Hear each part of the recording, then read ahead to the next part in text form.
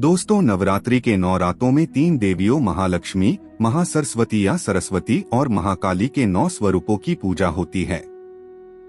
दोस्तों, नवरात्र करने से पहले कुछ ऐसे नियम होते हैं। अगर यह नियम आपने गलती से भी तोड़ दिए तो माता रानी आपको कभी भी माफ नहीं करेगी। दोस्तों, नवरात्रि में सबसे पहले ब्रह्मचर्य का पालन करें।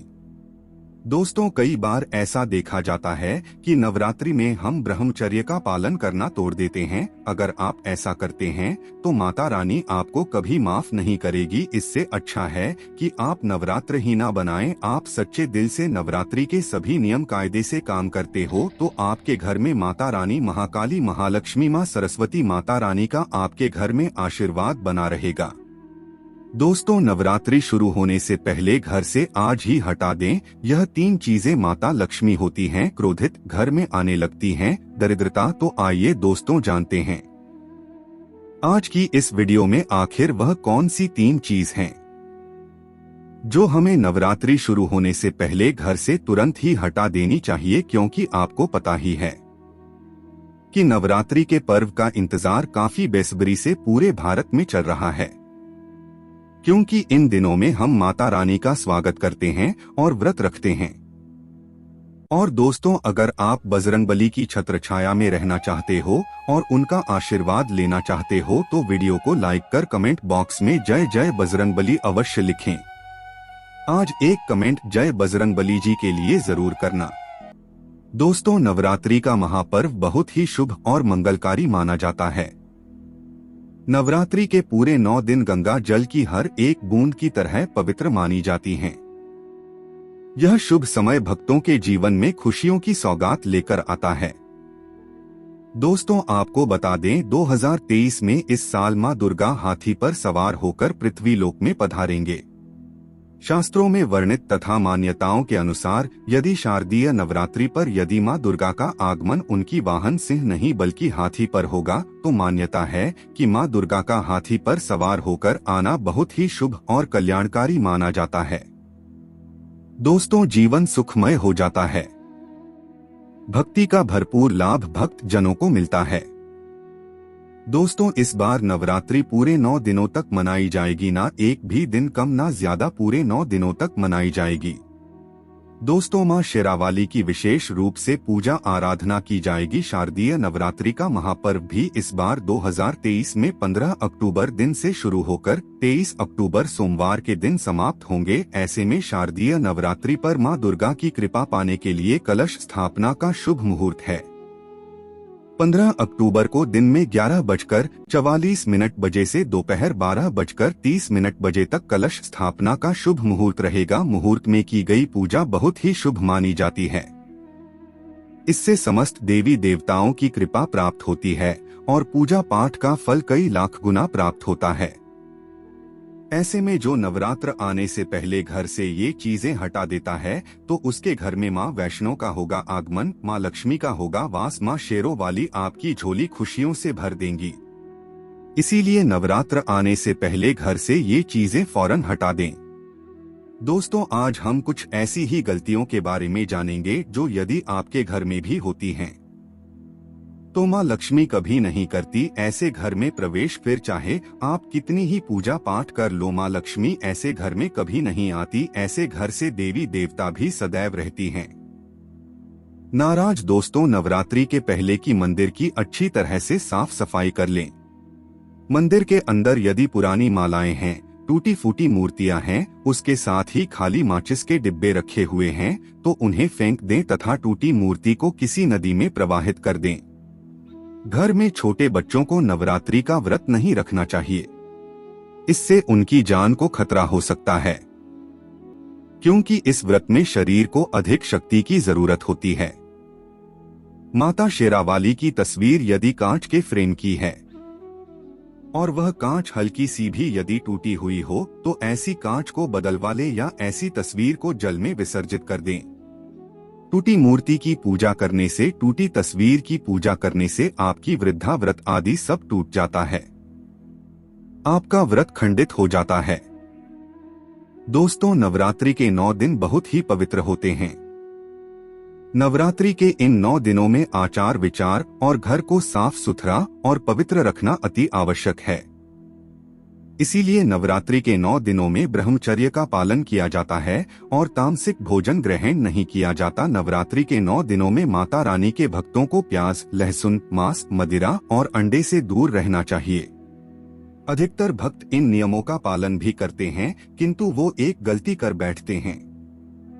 वो नवरात्रि के 9 दिनों में अपने घर इन चीजों को रख लेते हैं। ऐसा भूल कर भी नहीं करना चाहिए।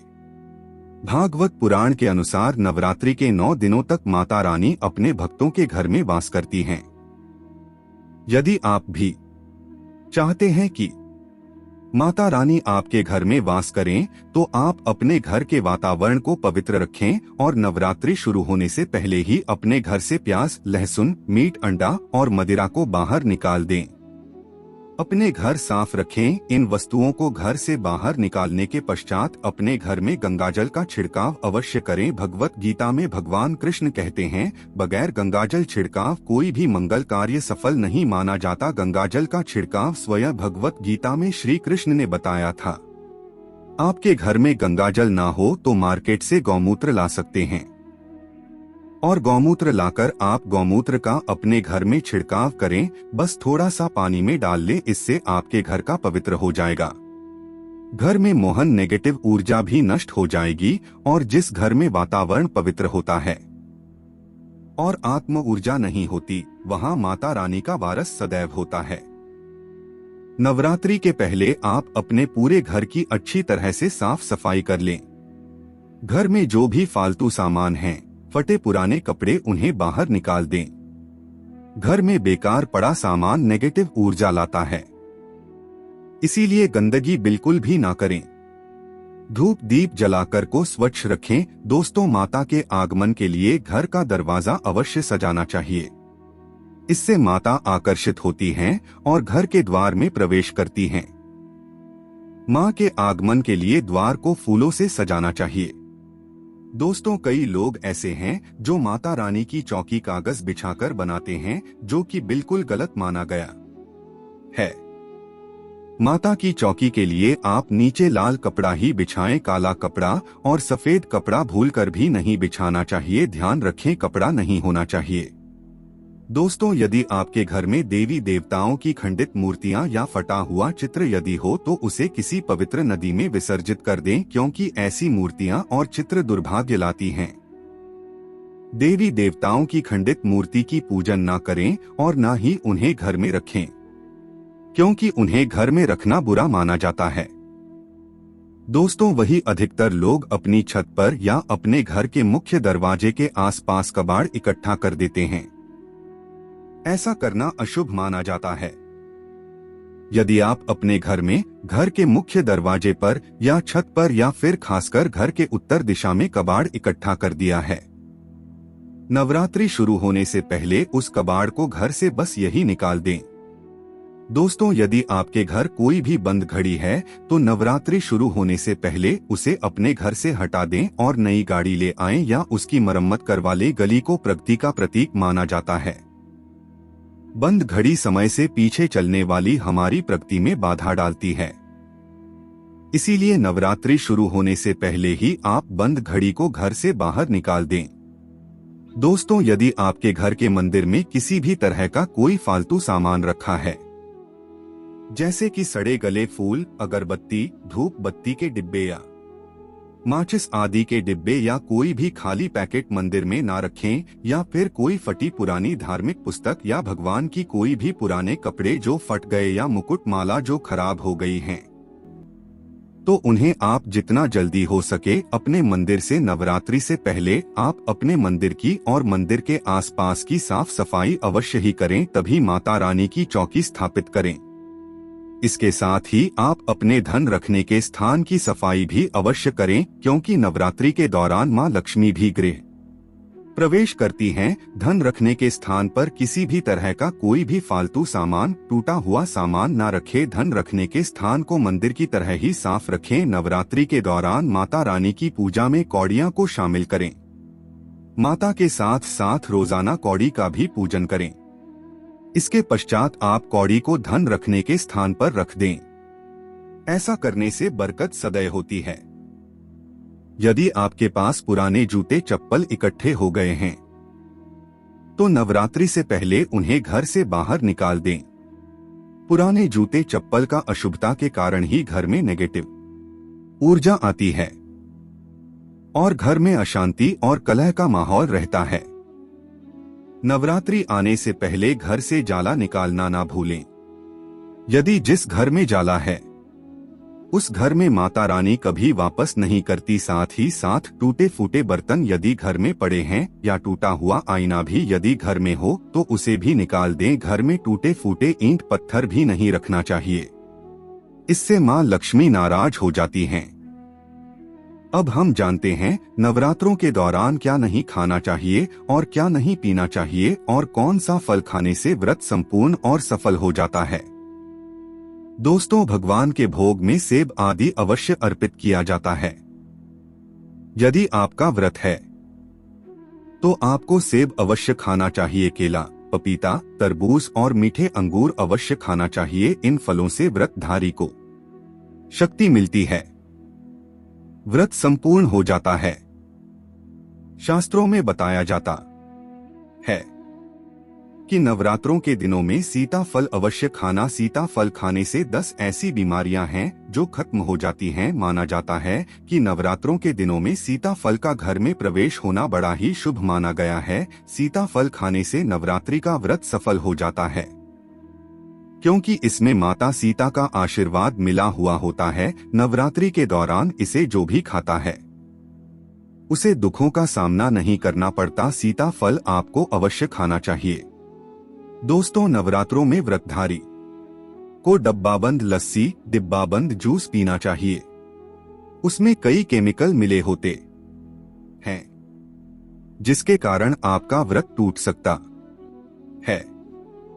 जब भी आप फलों का जूस पिए तो याद रखें उसमें नमक ना डालें, नहीं तो ब्लड टूट जाएगा। साथ ही साथ जूस में बर्फ भी नहीं डालना चाहिए। फलों का ज्यादा जूस पीने से ब्रिज सफल होता है। दोस्तों, नवरात्रि के दौरान सिंघाड़े का आटा या कुट्टू का आटा खाने से पहले ये देख लें कि आटा पुराना नहीं होना चाहिए, क्योंकि पुराने आटे में कीड़े वगैरह बढ़ जाती हैं। इसके कारण आपका व्रत टूट सकता है, क्योंकि ये छोटे छोटे कीड़े हमें दिखाई नहीं देते और आपके मुंह तक पहुंच जाते हैं।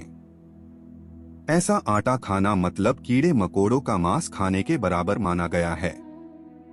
दोस्तों, नवरात्रि के दौरान आप शाम के समय खाने में दही ले सकते हैं, आलू वगैरह खा सकते हैं, साबूदाने की टिकिया बनाकर खा सकते हैं, साबूदाने की और आलू के पापड़ भी खा सकते हैं। कई सब्जियां तो ऐसी हैं जो नवरात्रि के दौरान भोजन में शामिल, इससे आपको एनर्जी मिलेगी और नवरात्रि के दौरान आप दूध पी सकते हैं जो आपको ताकत देगा। चाय वगैरह भी पी सकते हैं, किंतु याद रहे उसमें नमक ना डालें। एक बात का ध्यान रहे, व्रतधारी को पेट भर खाना यानी गले तक भोजन नहीं करना चाहिए, नहीं तो व्रत रखने का कोई भी फायदा नहीं होगा। थोड़ा थोड़ा खा सकते हैं। दोस्तों, नवरात्रि के 9 दिन आदिशक्ति मां दुर्गा को समर्पित होते हैं। नवरात्रि के 9 दिन माता के 9 अलग अलग स्वरूपों का पूजन किया जाता है। नवरात्रि के 9 दिनों में माता रानी को अलग अलग स्वरूप के हिसाब से अलग अलग भोग अर्पित किए जाते हैं।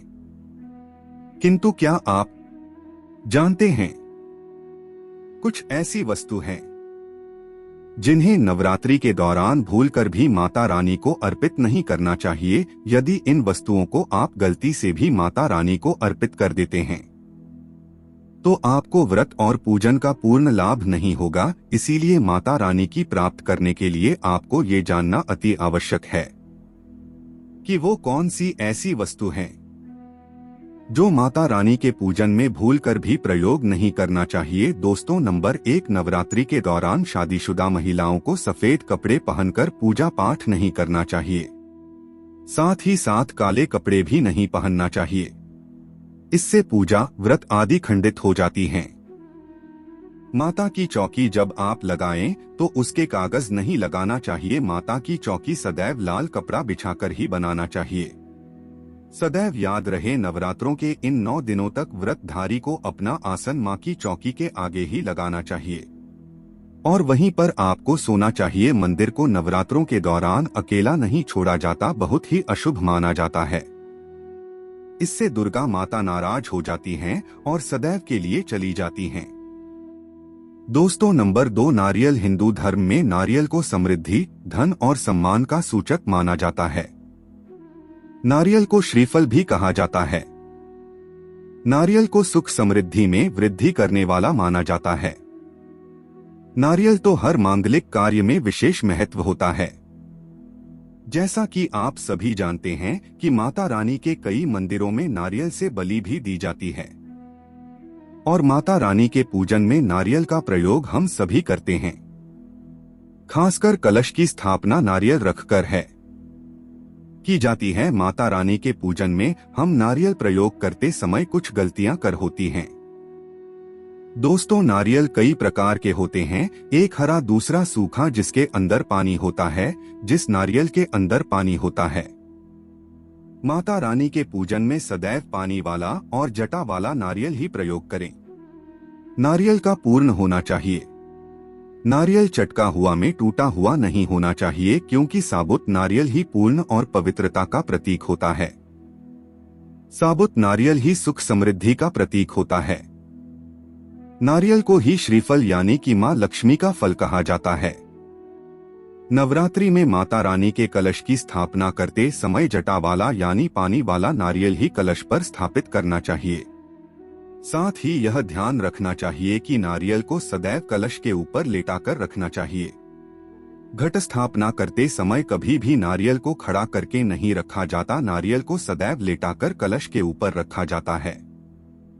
साथ ही नारियल को स्थापित करने से पहले आप नारियल को लाल कपड़े में लपेटकर उस पर और फिर लाल चुनरी उड़ाकर आप नारियल कलश के ऊपर स्थापित करें। शास्त्रों के अनुसार कलश के ऊपर जब सही तरीके से नारियल रखा जाता है और सही प्रकार का नारियल रखा जाता है, तभी ही व्रत और पूजन का पूर्ण फल प्राप्त होता है। यह भी ध्यान रहे कि महिलाएं माता रानी को नारियल अर्पित तो कर सकती हैं, किंतु कभी भी माता रानी के सामने नारियल को भूलकर भी ना तोड़े, क्योंकि नारियल बीज रूप होता है और स्त्रियां बीज रूप से ही शिशु को जन्म देती हैं।